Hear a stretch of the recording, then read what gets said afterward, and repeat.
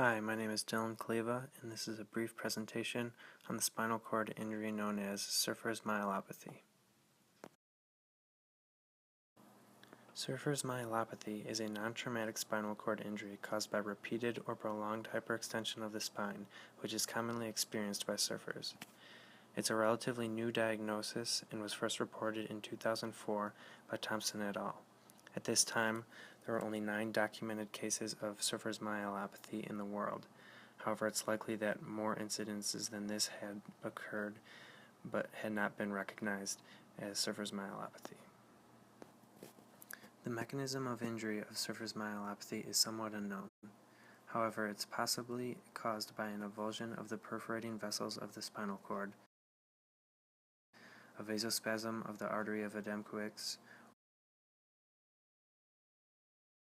or a transient ischemia as a result of tension of the blood vessels due to the hyperextension of the spine.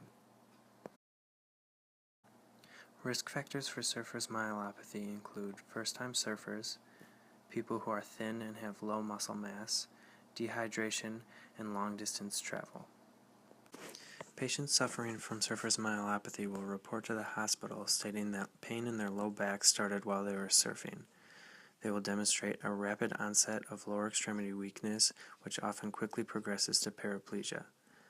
They will also have progressive loss of sensation in their lower extremities and often will suffer from urinary retention.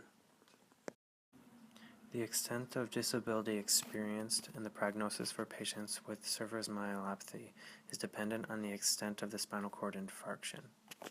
The main factors that influence patients' prognosis are age, presence or degree of spasticity, pain levels, comorbidities, participation in a physical therapy program, and psychosocial factors. A study by Thompson et al. Observed 9 patients with surfer's myelopathy. At the time of hospital discharge, 3 of these patients had a complete recovery. 5 of them had a partial recovery, 4 of which left with only mild weakness and no sensory deficits, and 1 patient remained paraplegic at the time of discharge.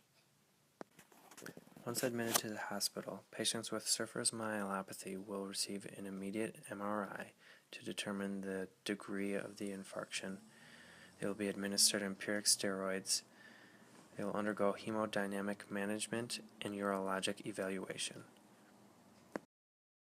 For patients suffering from surfer's myelopathy, physical therapy intervention is important to maximize their return to normal.